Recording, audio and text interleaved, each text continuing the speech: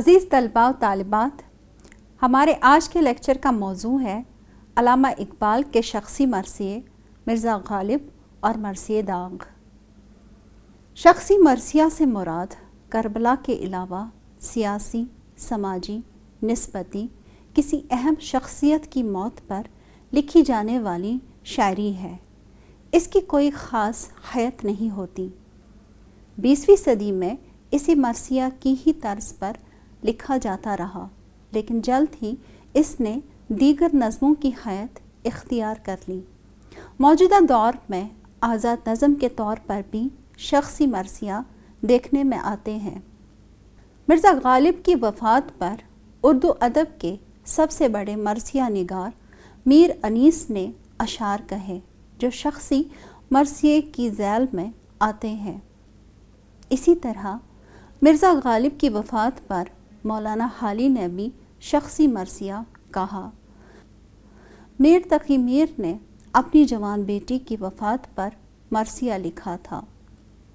مرزا غالب پر علامہ اقبال نے بھی ایک ایسی نظم لکھی جس میں غالب کی شاعرانہ عظمت اور ان کے انتقال سے اردو شاعری میں آنے والے خلا کی طرف واضح اشارے ملتے ہیں۔ یہ مرثیہ بھی شخصی مرثیہ ہی ہے، گو کہ غالب سے اقبال کا براہ راست کوئی رشتہ نہ تھا اور نہ ہی وہ میر انیس یا مولانا حالی کی طرح ان کے معاصر یا مصاحب تھے، بلکہ حقیقت یہ ہے کہ غالب کی وفات کے 8 سال بعد علامہ اقبال پیدا ہوئے۔ تاہم غالب کی مقبولیت اور شاعرانہ عظمت اور شعری اجتہاد جو انہوں نے اپنے دور میں روا رکھا، اس سے اقبال متاثر ہوئے بغیر نہ رہ سکے۔ غالب اور اقبال میں چند مماثلتیں بھی تھیں، یعنی دونوں نے اپنے اپنے زمانے کی روایات کو ملحوظ رکھ کر شاعری کو موضوعی فنی اعتبار سے وسعت دی۔ گو کہ غالب کو غزل کی تنگ دامانی کا گلہ رہا، تاہم اقبال کے دور میں نظم کو اتنی مقبولیت مل چکی تھی جو ایک زمانے میں صرف غزل کو حاصل تھی، بلکہ اقبال نے بسا اوقات غزل اور نظم کے درمیان سرحدوں کو بھی منہدم کر کے ایک نئے اور اچھوتے تجربے سے اردو شاعری کو آشنا بھی کیا۔ غالب اور اقبال کی شاعری کی ایک مماثلت یہ بھی تھی کہ دونوں فارسی شاعری کو پسند کرتے تھے اور دونوں اپنے فارسی کلام پر فخر بھی کرتے تھے۔ انہیں اس بات کا بھی اندازہ تھا کہ ان کی تقلید کرنا آسان نہیں ہے۔ حقیقت یہ ہے کہ دونوں شعراء کی بڑی حد تک تقلید اور تتبع کی کوششیں بھی کی گئیں۔ اس ضمن میں جہاں کسی حد تک غالب کے چند ہی اشعار میں تقلید یا پھر ان کے انداز کی پیروی ممکن ہو پائی، تاہم اقبال کے رنگ میں جس کسی نے بھی لکھنے کی کوشش کی تو وہ اپنا رنگ بھی برقرار نہ رکھ سکا۔ اس کے باوجود اقبال نے نہ صرف غالب کی شاعرانہ عظمت کا اعتراف کیا ہے، بلکہ شعروں کے ان محاسن کی بھی نشاندہی کر دی ہے جو شاعری کو عظیم یا بڑی بناتے ہیں۔ اقبال نے اپنی نظم مرزا غالب میں غالب کو خراج عقیدت پیش کرتے ہوئے کہا: لطف گویائی میں تیری ہم سری ممکن نہیں، لطف گویائی میں تیری ہم سری ممکن نہیں، ہو تخیل کانا جب تک فکر کامل ہم نشیں۔ اس شعر میں 4 لفظ خصوصی توجہ کے مستحق ہیں۔ پہلا لفظ لطف جو مذکر ہے اور مزے کے معنوں میں استعمال ہوتا ہے۔ اقبال نے اپنی نظم صدائے درد میں بھی لفظ لطف استعمال کیا ہے۔ اس چمن میں کوئی لطف نغمہ پیرائی نہیں۔ دوسرا لفظ ہے گویائی، مونس ہے، یعنی بات کرنے کی صلاحیت کے معنی دیتی ہے۔ اقبال نے لفظ گویائی بھی اسی نظم صدائے درد میں ایک مصرے میں استعمال کیا ہے۔ ذوق گویائی خاموشی سے بدلتا کیوں نہیں؟ اسی طرح دوسرے شعر میں لفظ تخیل یعنی خیال یا فکر کے معنی دیتا ہے۔ اقبال کی یہاں تخیل خیال کی اس بلندی کو کہتے ہیں جس میں سوچ کے ساتھ ساتھ جذبے کی حرارت بھی شامل ہو، یعنی کہ تربیت یافتہ دل کی خواہش اور فکر کامل، ایسا فکر جو مکمل ہو، یعنی جس میں سفلی خیال یا غرض کے بجائے ایک عرفہ اور اعلیٰ فکر شامل ہو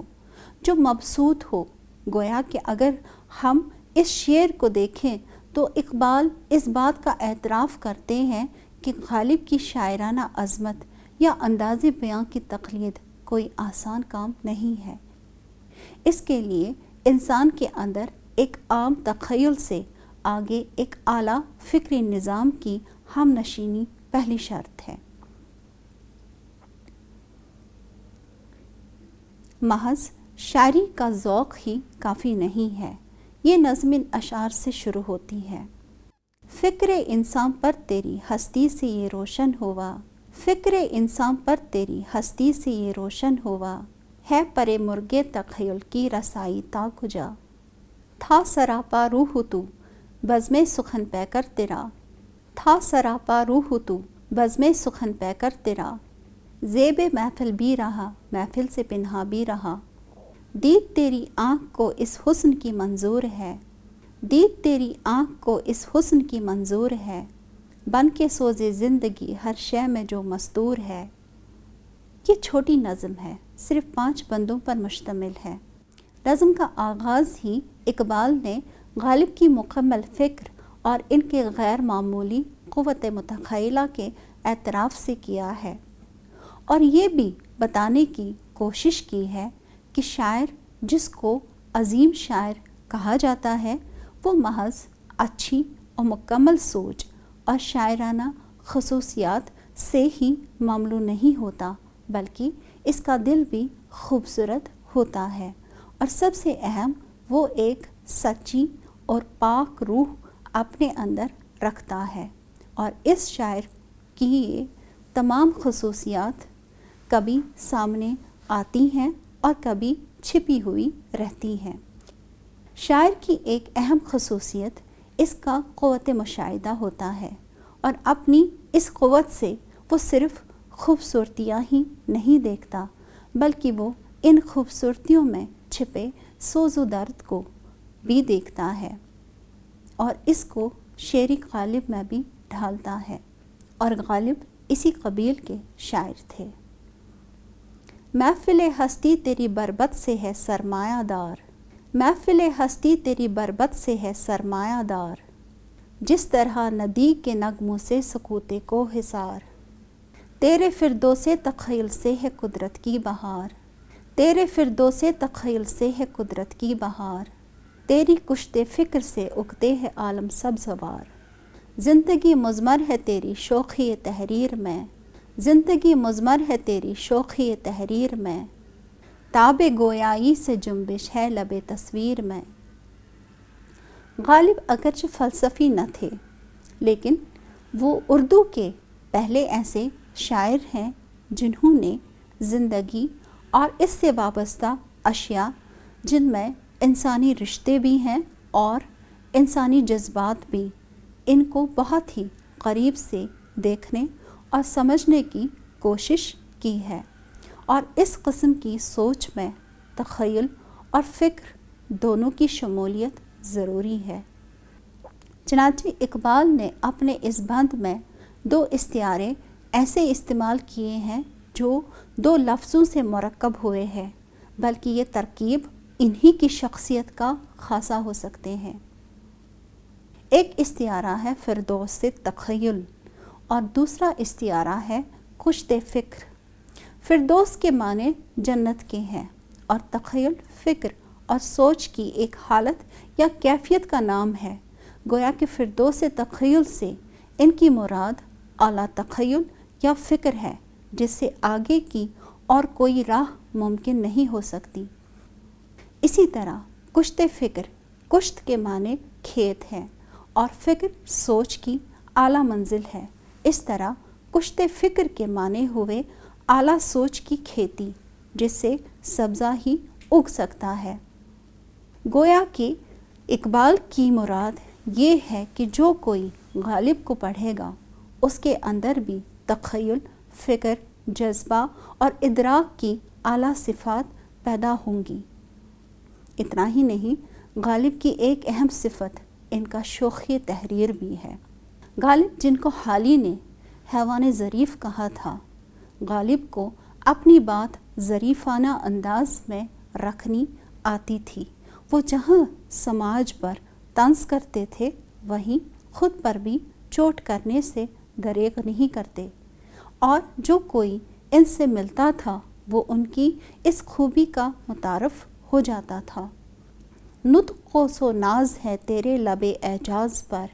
نطق و سو ناز ہے تیرے لب اعجاز پر،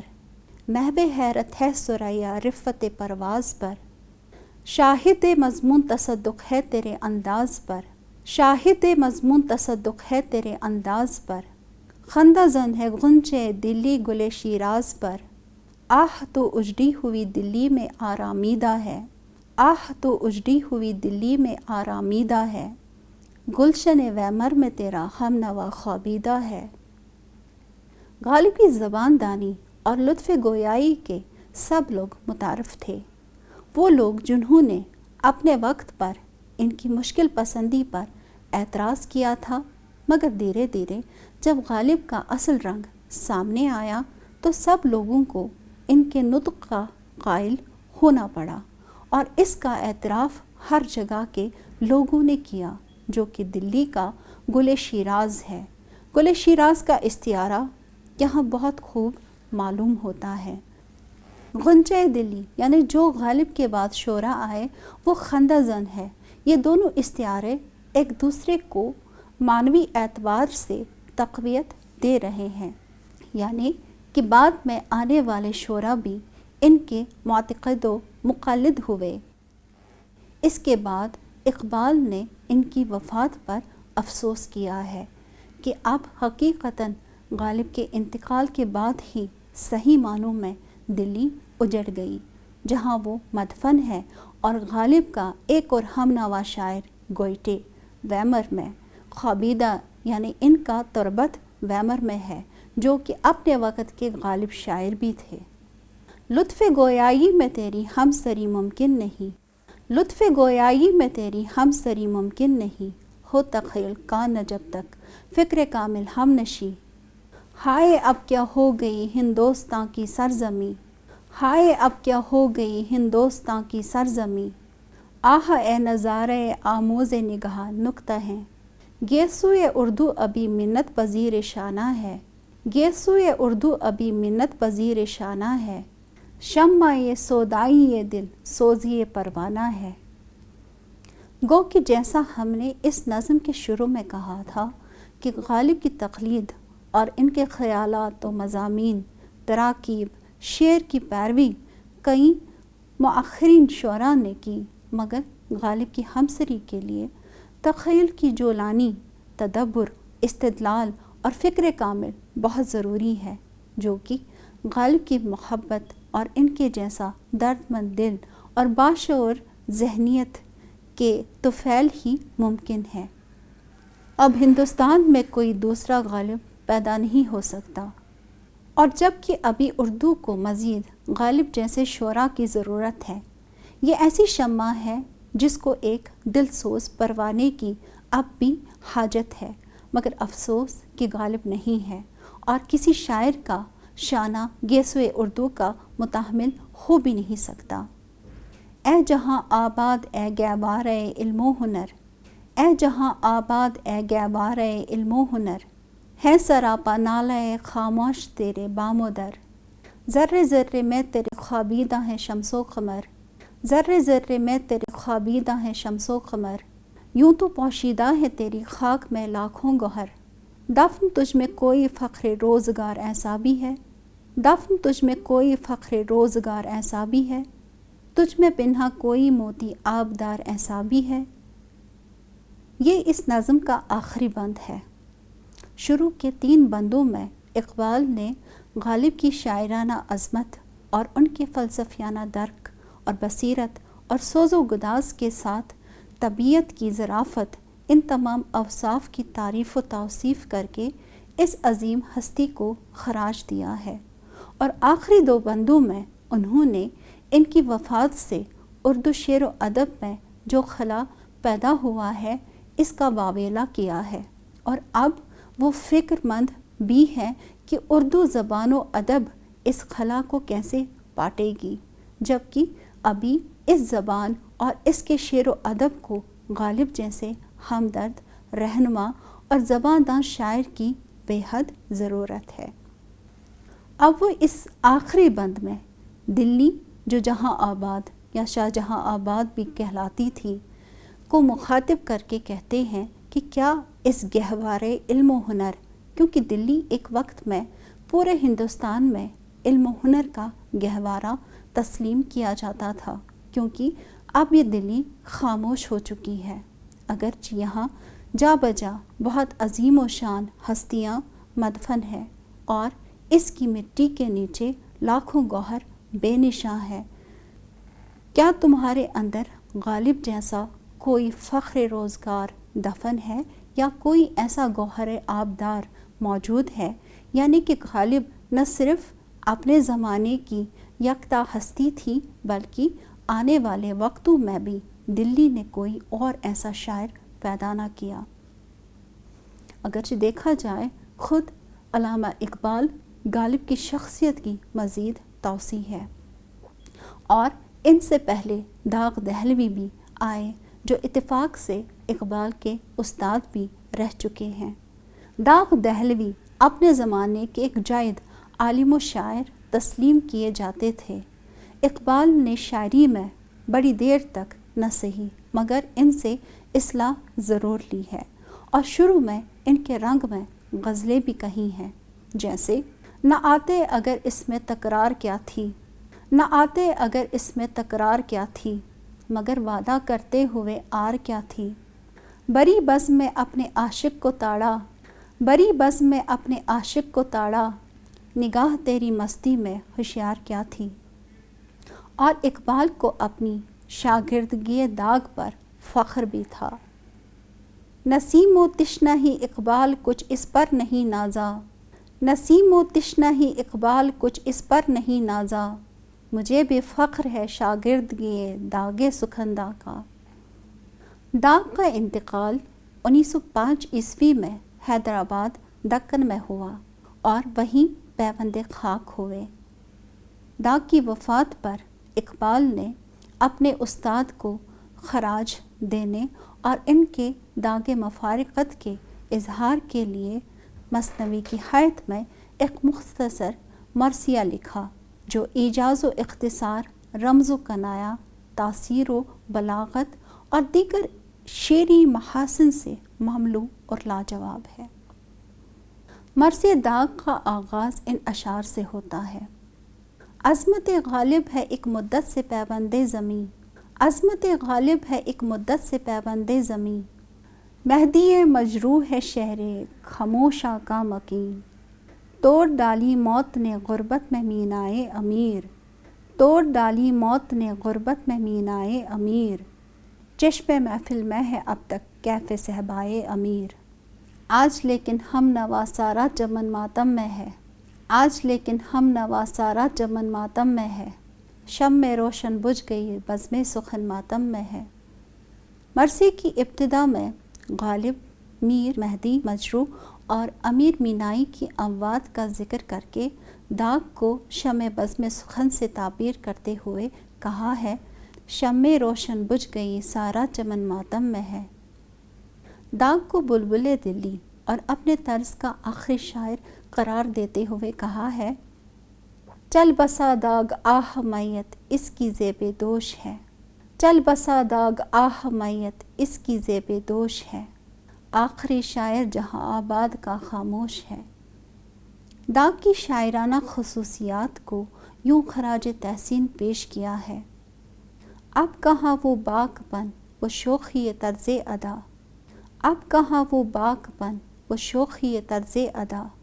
آگ تھی کافور پیری میں جوانی کی کہاں۔ اب صبا سے کون پوچھے گا سکوت گل کا راز، اب صبا سے کون پوچھے گا سکوت گل کا راز، کون سمجھے گا چمن میں نالۂ بلبل کا راز۔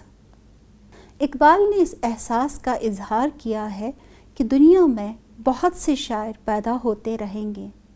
کوئی تلخی دوراں کا نقشہ کھینچ کر ہمیں رلائے گا تو کوئی تخیلات کی دنیا بسائے گا۔ کتاب دل کی تفسیریں بھی بہت لکھی جائیں گی اور خواب جوانی کی تعبیریں بھی بہت ہوں گی، مگر عشق کی ہو بہو تصویر کھینچنے والا اور اپنے رنگین اشعار کے تیروں سے دلوں کو مجروح کرنے اور تڑپانے والا کوئی نہیں ہوگا۔ ہو بہو کھینچے گا لیکن عشق کی تصویر کون، ہو بہو کھینچے گا لیکن عشق کی تصویر کون، اٹھ گیا ناوک فگن مارے گا دل پر تیر کون۔ اپنے غم و اندوہ کا اظہار کرتے ہوئے خاک دلی سے مخاطب ہو کر کہتے ہیں، اشک کے دانے زمین شیر میں بوتا ہوں میں، اشک کے دانے زمین شیر میں بوتا ہوں میں، تو بھی رو اے خاک دلی داغ کو روتا ہوں میں۔ اے جہاں آباد اے سرمائی بزم سخن، اے جہاں آباد اے سرمائی بزم سخن، ہو گیا پھر آج پامال خزاں تیرا چمن۔ وہ گلے رنگین تیرا رخصت مثال بو ہوا، وہ گلے رنگین تیرا رخصت مثال بو ہوا، آہ خالی داغ سے کاشانِ اردو ہوا۔ تھی نہ شاید کش کشش ایسی وطن کی خاک میں، تھی نہ شاید کش کشش ایسی وطن کی خاک میں، وہ میں کامل ہوا پنہا دکن کی خاک میں۔